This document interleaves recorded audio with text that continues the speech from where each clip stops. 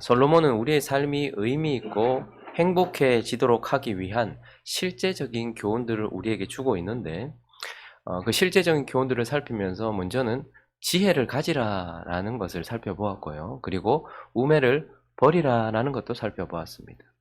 이제 이어지는 11장에서는 우리가 실제로 행복한 삶, 의미 있는 삶이 되기 위해서는 행동해라라고 우리에게 가르쳐 주고 있어요.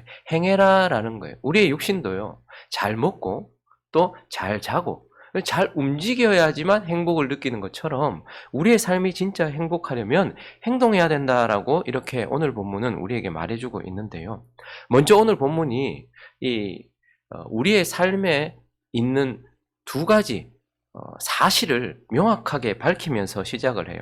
오늘 2절을 한번 보시면 7에게나 8에게나 나눠줄지어다 무슨 재앙이 땅에 임하는지 어떻다고요? 네가 알지 못한다. 5절도 보시면요. 바람의 길이 어떠함과 아이 벤 자의 태에서 뼈가 어떻게 자라는지를 네가 알지 못함 같이 또 만사를 성취하신 하나님의 일을 네가 알지 못한다. 우리 인생의 분명한 사실 한 가지는 불확실성이에요. 불확실함. 우리의 삶은 불확실한 가운데 있다라는 것. 이건 부인할 수 없는 첫 번째 우리 삶의 특징이고 사실입니다. 그리고 또 한 가지 사실이 있습니다. 8절을 한번 보시면 사람이 얼마나 살면? 여러 해를 살면. 여러 해가 얼마만큼인지 모르겠어요. 10년이 될 수도 있고 20년이 될 수도 있고 90년이 될 수도 있고 이제는 100년이 될 수도 있고 100년이 조금 넘을 수도 있는데 어쨌든 여러 해를 산다라는 것은 끝이 있다는 거예요. 영원히 산다라고 표현하지 않아요. 우리의 삶을. 계속 산다라고 표현하지 않고 많이 산다, 여러 해를 산다, 이 말은 동시에 우리가 유한하다라는 것을 말해주고 있죠. 마지막 10절도 보시면요. 그런즉 근심이 내 마음에서 떠나게 하며 악이 내 몸에서 물러가게 하라. 어릴 때와 검은 머리의 시절이 다 헛되다. 이 말은 헛되다는 말은 필요 없다는 말이 아니라 짧다 이런 뜻입니다. 그러니까 우리가 젊을 때의 시절이나 그리고 우리의 전체 삶이 다 어떻다는 거예요. 다 때가 있고 유한하다. 그래서 우리의 삶은 불확실성과 유한함, 불확실함과 유한함 가운데 있고 이제 솔로몬은 이러한 불확실함과 유한함 속에서 행동해라 라고 우리에게 말해주고 있어요. 행해라. 그래야지 우리가 행복을 보게 될 것이고 우리의 삶이 의미 있고 행복한 삶이 될 것이다 라고 말해요. 그래서 오늘은 이 두 가지를 가지고서 행복한 삶을 위한 실제 지침을 살펴보려고 하는데 첫 번째는요. 우리의 삶이 불확실하기 때문에 불확실하기에 우리는 행해야 된다. 어떻게 행해야 될까요? 다시 2절을 보겠습니다. 읽어주시겠습니까? 시작. 7에게나 8에게나 나눠 줄지어다. 무슨 재앙이 땅에 임하는지 네가 알지 못하며. 솔로몬은 우리 삶이 어떤 어려움을 만날지, 이 땅에 어떤 어려움이 올지 우리는 잘 모른다는 거예요. 안 올 수도 있겠죠. 그러나 일반적으로 어떤 어려움이든 우리가 예측할 수 없는 어려움이 이 땅에 임한다는 거예요. 내게도 우리에게도 이 땅에 임한다라는 거예요.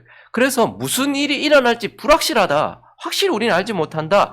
그렇기 때문에 1절과 2절을 읽습니다. 시작. 너는 내 떡을 물 위에 던져라. 여러 날 후에 도로 찾으리라. 7에게나 8에게나 나눠줘라. 무슨 일이 땅에 임할지 모른다. 어떤 재난이, 어떤 어려움이, 어떤 아픔이 이 땅에 닥칠지 모른다. 그렇기 때문에 1절을 보니까 이 떡을 물 위에 던져라 이렇게 말하고 그리고 2절은 보니까 여러 명에게 나눠줘라 이렇게 말해요. 그런데 1절과 2절을요. 크게 두 가지로 나누어서 해석을 해요. 어떤 사람들은 1절을 보면 네 떡을 물 위에 던져라. 이것을 해석하기에 이제 예전에 고대 시대에 무역, 바다를 통해서 무역을 하잖아요. 그래서 저 떡을 물 위에 던진다는 것은 사실 지금처럼 확실하지 않아요. 바다로 나가면 저 배가 다시 돌아올지 얼마 만에 돌아올지 사실 확실하지 않아요. 고대 시대는. 그렇지만 떡을 물 위에 던지라는 것을 경제적인 개념과 연결시켜서 무역선, 확실하게 투자했지만 돌아오지 않을 수도 있겠지만 그러나 믿고 물 위에 무역선을 던지는 쪽으로 의미를 해석을 해가지고 이 떡을 물 위에 던지라는 것을 마치 고대에 무역하는 무역선에 이제 빗대어서 그렇게 투자를 해라. 그리고 2절도 보면 7에게나 8에게나 나눠줄지어다. 이것을 분산 투자해라. 이렇게 해석해서 경제적으로 해석하는 사람들이 있습니다. 그러나 저는 그렇게 해석하지 않고 두 번째 해석이 있어요. 두 번째는 그대로.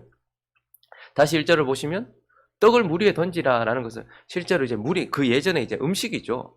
그것을 던지라는 것은 구제의 개념입니다. 어떻게 될지 모르지만 그 떡을 물에 흘려보냄으로써 어쨌든 물이라는 것이 누군가에게 흘러가는 어떤 수단이 되고 통로가 되잖아요. 그래서 어떻게 될지 모르지만 누군가의 생명을 위해서 구제하는 것, 나눠주는 것, 그리고 2절도 결국은 7에게나 8에게 나눠주는 것. 그래서 이것을 구제, 나눔으로 해석하는 학파들이 있죠. 저는 두 번째가 맞다고 생각을 하고 그렇게 합니다. 문헌에 찾아보니까요. 솔로몬 시대에 그 주변에 있었던 왕들의 이야기 이렇게 솔로몬도 이렇게 워낙 많이 찾아보니까 근데 그 실제로 이런 일이 있었다고 하더라고요. 어떤 왕이 실제로 무리로 하루에 떡을 한두 덩이씩 이렇게 내려보냈대요. 백성들을 위해서. 자기 요즘이야 그 떡 그거 무리에 있는 떡 그거 먹었다가 어떡하려 이렇게 생각할지 모르겠지만 생명이었어요. 그 예전에 그 떡을 이 왕이 늘 이렇게 한두 덩이씩 매일 이렇게 백성들을 위해서 내려보냈다는. 근데 그게 그 떡이 어떻게 될지 모르잖아요. 근데 그 왕이 그 나라의 어려움을 겪었고 그 다음에 그 왕위를 이어받을 아들 그러니까 왕자죠. 왕자가 큰 어려움을 당한 거예요. 그래서 물에 떠내려 거의 거반 죽어 물에 떠내려갔는데 거의 죽을 뻔했다는 거예요.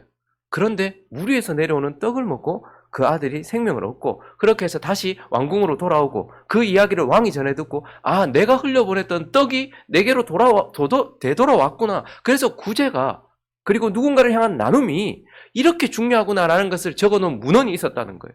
그래서 저는 그 솔로몬이 그랬다라고 생각을 하고 있고 어쨌든 우리의 삶에 내게도 그렇지만 이 땅에 어떤 어려움이 임할지 모르니 불확실하잖아요. 그렇기 때문에 어떻게 하라는 거예요? 과감하게 구제해라라는 거예요. 여러분 무리에 떡을 내려면 어떤 사람들은 투자하듯이 아유 내 돈을 이렇게 보냈는데 이거 어디에 되는지 누구한테 가는지 왜 안 오? 그러면서 안 하는 사람들이 있어요. 구제하고 섬겨보고 나눠보고 거기서 돌아오는 행복을 한 번도 느껴보지 못한 사람들은 그러한 일을 할 줄 몰라요. 그러나 하나님을 믿고서 물이라는 우리가 전혀 완전히 다 알 수도 없는 그런 수단들을 통해서 누군가에게 생명을 흘려보냈을 때에 그것이 내게 돌아온다는 것은 투자하듯이 그렇게 내가 보냈던 돈이 돌아온다 이런 의미가 아니라 생명으로 돌아온다라는 거예요. 그렇기 때문에 우리는 무슨 재앙을 만날지 이 땅에 어떤 어려움이 올지 몰라요. 그래서 어떻게 하라는 거예요? 생명을 위하여 나눠줄 줄 알아라는 거예요. 지금도 보면 전쟁이 터진 나라도 있고요. 굶어 죽어가는 나라도 있어요. 아이 저거 돈 받은 사람이 저거 투명하게 쓰는지 안 쓰는지 그러면 그거 하나님께 맡기십시오. 그리고 생명을 흘려보내라는 말입니다. 과감하게 구제하고 그다음에 7에게나 8에게 여러분 한둘 나눠주는 것도 힘들어요. 근데 7, 8이라는 숫자는 큰 숫자입니다. 과감하게 믿음으로 나누고 섬기고 그리고 7, 8이라는 넉넉한 나눔과 섬김을 통하여서 그렇게 우리가 행할 때에 어떻다라는 거예요? 행복한 삶을 보게 될 것이다.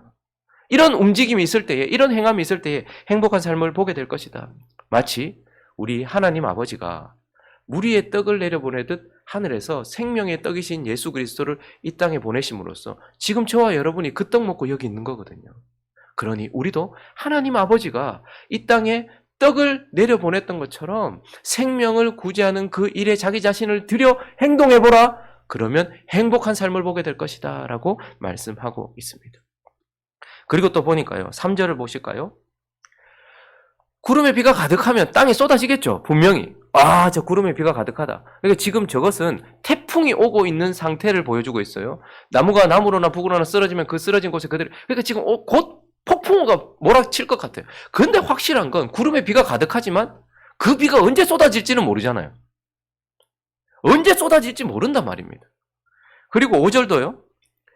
바람의 길이 어떠하고 아이 벤 자의 태에서 뼈가 어떻게 자라는지 네가 알지 못한다. 만사를 성취하시는 하나님의 일을 네가 알지 못한다. 불확실하다. 그렇기 때문에 이 불확실하기 때문에 4절을 보시면 풍세를 살펴보고 안 되겠다. 파종 못하고 구름만 바라보다가 거두지도 못하는 자가 되지 말고 그렇게 늘 살피고 늘 조마조마하면서 아무것도 못하는 자, 아무것도 하지 않는 자가 되지 말고 5절요. 아침에 씨를 뿌려라.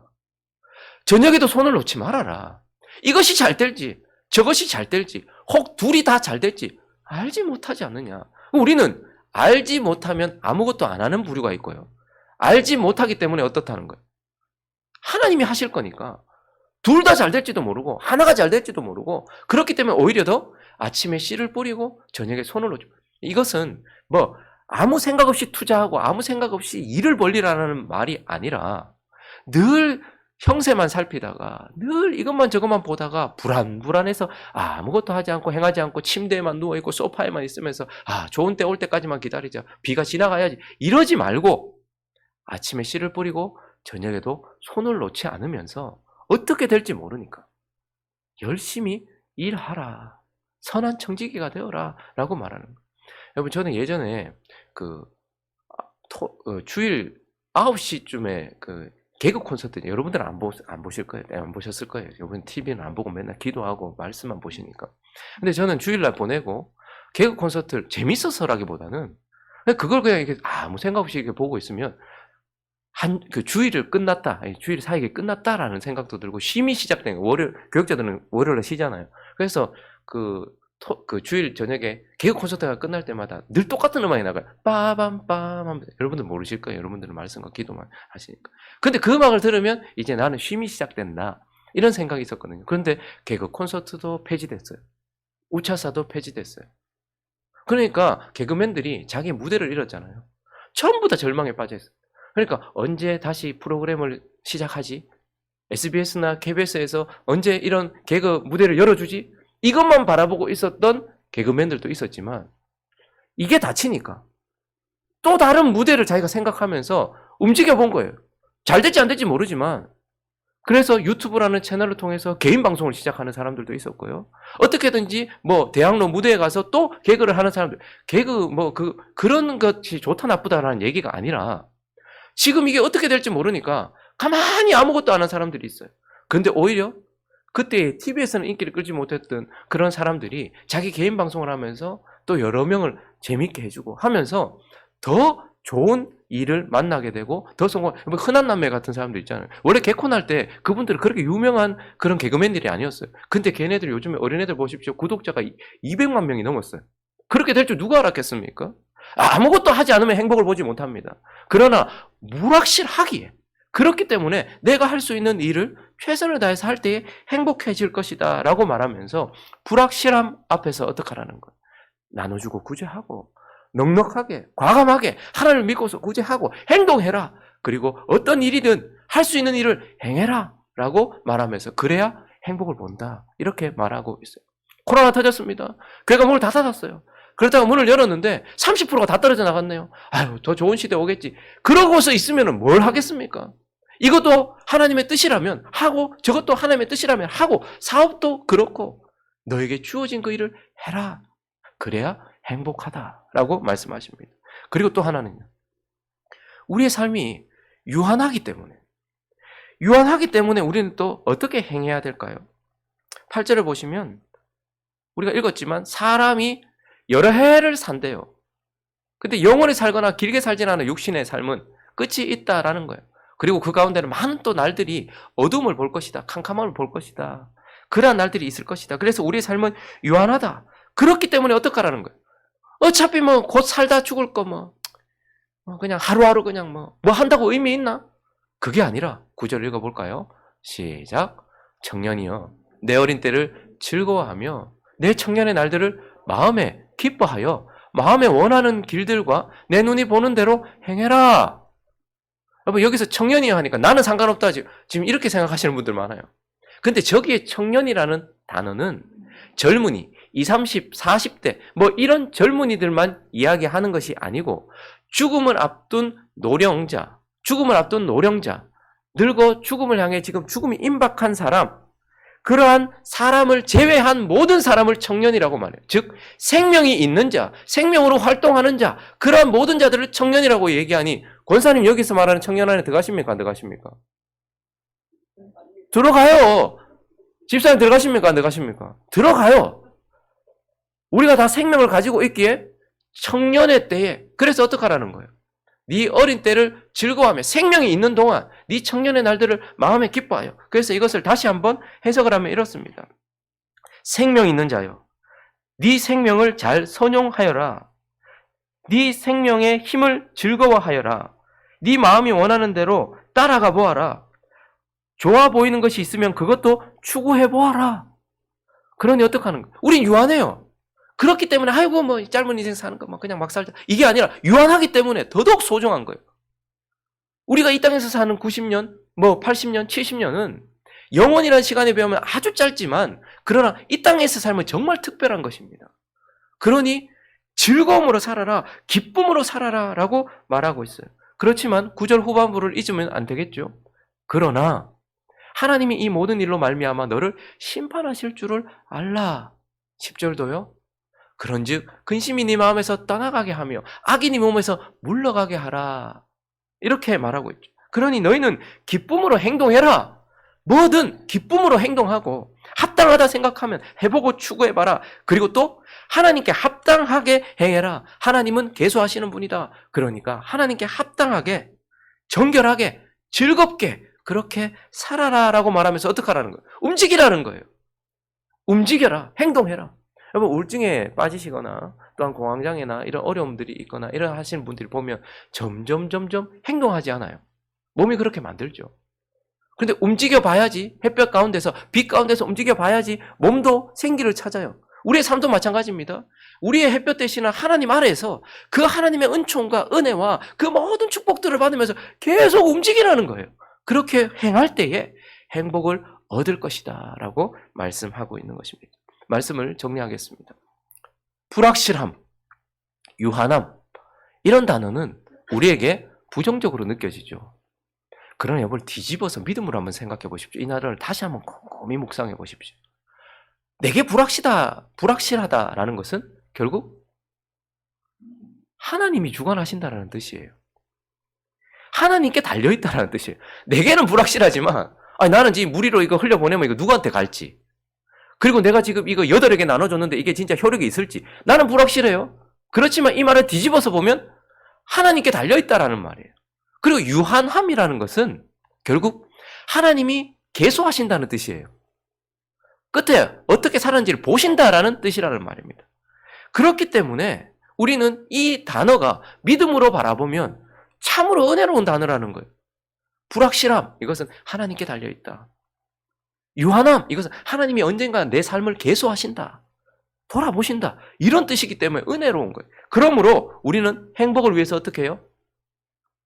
그 모든 것을 주관하시는 하나님을 의지해서 나눠주고 내 일에 최선을 다하는 삶을 살고, 그리고요 언젠가 하나님께서 내 삶을 계수하실 것이라는 그 심판날을 바라보면서 합당하게 살아가도록 그렇게 삶을 살아갈 때에 우리는 행복하다라는 것이고, 이러한 삶 자체가 결국 뭐죠?